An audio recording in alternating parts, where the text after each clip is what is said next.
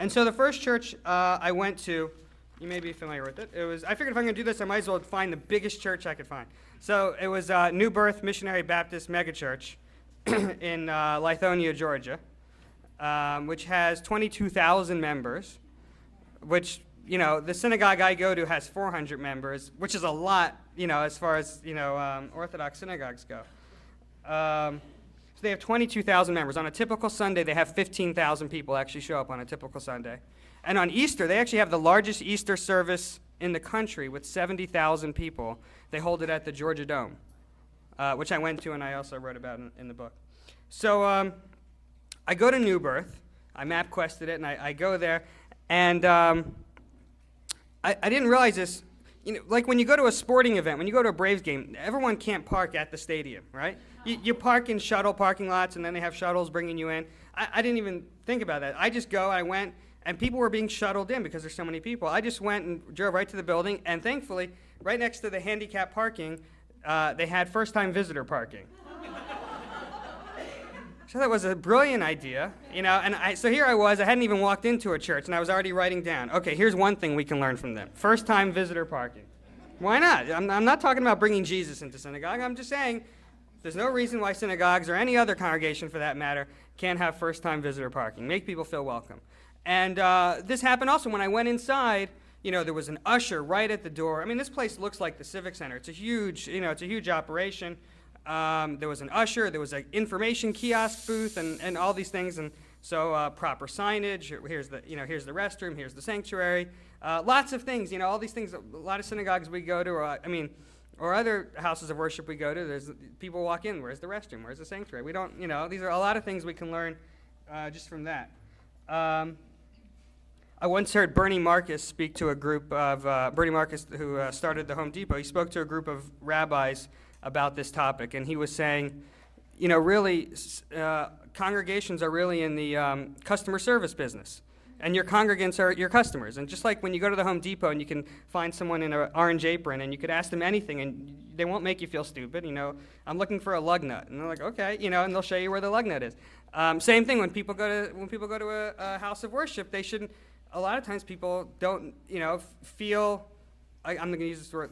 Feel ignorant or stupid. And they feel bad asking questions. But if someone's there, in an orange apron, so to speak, and say, "I'm here to answer all your questions," it would make people feel a lot more welcome. So I go into New Birth, and unbeknownst to me, I work with a woman who prays there, and she told them I was coming. So I didn't know this, and so the second I walk in, obviously I stand out like a sore thumb. I'm the only white person in the building, probably. And I'm short, and we got my skull cap on, and so they go, "Oh, we've been waiting for you." That's what the usher said to me when I walked in. Right.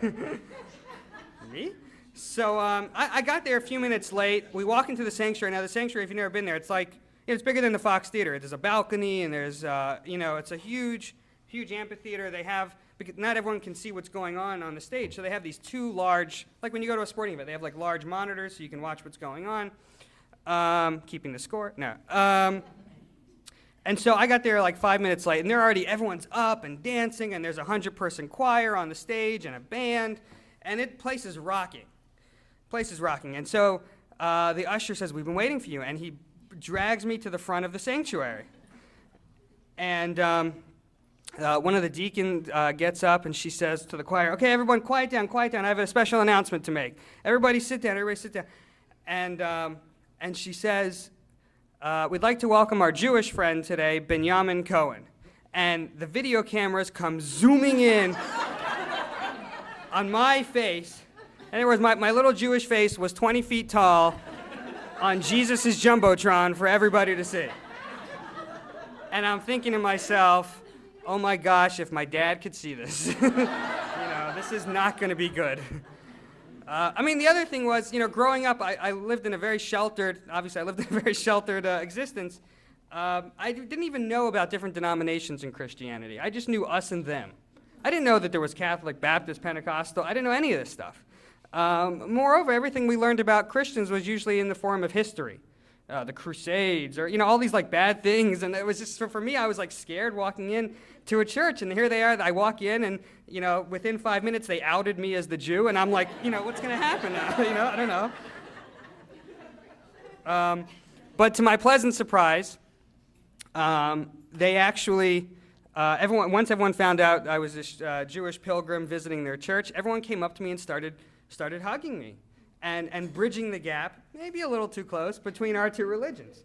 And really, this was the way I was, and they started asking me questions about Judaism. Oh, tell us about the skull cap, tell us about the Sabbath, tell us about kosher. They were asking me all these questions. And I was like, well, wait, I'm supposed to be asking you guys questions. But really, this was the way, at most of the churches I went to during the year, this was how I was treated. I was treated like a rock star. I don't know if it's a Christian Zionist thing, or if it's, I don't know what it is, if it's a Bible Belt only thing, but I was really treated with the utmost of respect. Besides going to church, I also went to, because I think Christian communities in general do a lot better job of marketing themselves, even outside of church. And so I was really fascinated with that aspect. So I spent a lot of time going to Christian cultural events. I went to a Christian rock concert in southern Georgia, and I went to a Christian book conference and meeting all these interesting people. I also went to something called Ultimate Christian Wrestling. Now, wait, this is not Christian wrestling. This is Ultimate Christian Wrestling. There's a difference. A friend of mine sent me a link to a website, ultimatechristianwrestling.com. You can check it out. I couldn't believe the domain wasn't taken already. You would think, right? That would be taken. So I decided I got to check it out. It's in Athens, Georgia, on Saturday nights. And I bet you're wondering what's Christian about wrestling. I know I was. So for those of you who've watched, real fake wrestling on TV, as opposed to real wrestling, like in the Olympics, there's real wrestling. That's real. And then, like on television, you see fake, I'm sorry to say, it's fake wrestling. Where there's storylines, it's like a soap opera. There's storylines. There's the good wrestler, there's the bad wrestler. They have a vendetta against each other, and it's a revenge, and all the storylines. People get involved in the storyline. So the same thing here. It was really just overweight men in tights, who were in spandex, who had storylines. There was the good wrestlers and there was the evil wrestlers, and the good wrestlers represented religious Christians, and the evil wrestlers represented heretics. I don't want you to think I went to all these, far out, outlandish places like, mega churches and wrestling. I did go to those places, but I also went to your, quote unquote, average run-of-the-mill churches. One of the churches I had the most inspiring time at was the Episcopal Church across the street from my house. I went there several times during the year. I went there for a midnight mass on Christmas. I went there for a bunch of Sunday services, the early service, the late service. I really just enjoyed going there. And I was trying to figure out, why did I feel so connected to the Episcopalians? And there were a couple things. Number one was that the Episcopal service, as opposed to the service at the megachurch, it was a very ritualistic and traditional service. Every Sunday, it was basically the same formula. We say this psalm, then we say this prayer, we sing the song, there's a sermon, and then the communion, and it's a set pattern. And I was trying to think, where else do we have in synagogue we have a set pattern. We say this psalm, we sing this song, there's a sermon, and then it's the end. And so for me, it kind of like, it was helping me remember what I had been missing. Because, a lot of times I go to synagogue and I'm just in the back row talking with my friends, or, not paying attention to the service. And this kind of, took going to an Episcopal service to kind of make me realize how much I appreciated that ritual and that tradition. The other thing I liked about the Episcopal service at this church, specifically the 8 a.m. early service, was that there was a very small crowd. It was probably like 30 people. And for me, it was much easier to have a conversation with the divine in a small and intimate setting. It was very hard for me to do that at a megachurch. And even at my synagogue, which has, like I said, 400 people on a Saturday, we're all looking around, oh, what's she wearing? Who are they? It's all like a social gathering.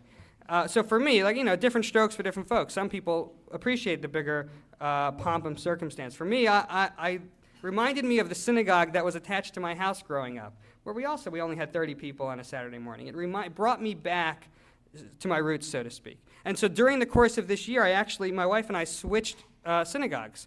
Instead of going to the one that had the 400, we now go to a synagogue that only has 30 people on a Saturday morning. And it was specifically because of what I experienced at the Episcopal Church.